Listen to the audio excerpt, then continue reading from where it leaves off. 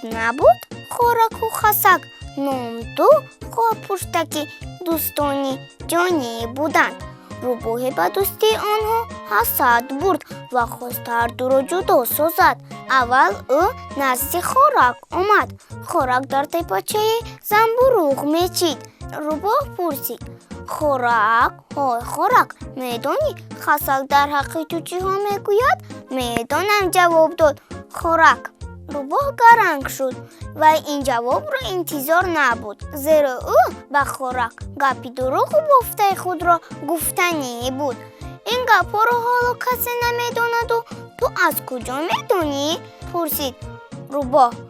خوراک دیگر به سخن روباه گوش نداده به طور گلوله پر از سوزن تبدیل یافته خیلان از تپه فرود آمد. روباه که ایله‌اش نگذشت سخت به غضب آمد و به خانه خسک رفت. خسک جان، میدانی خوراک در حق تو چی ها میگوید؟ عیارانه پرسید روباه. میدانم، جواب داد خسک و به روباه اعتبار نداده به راهش دوام داد.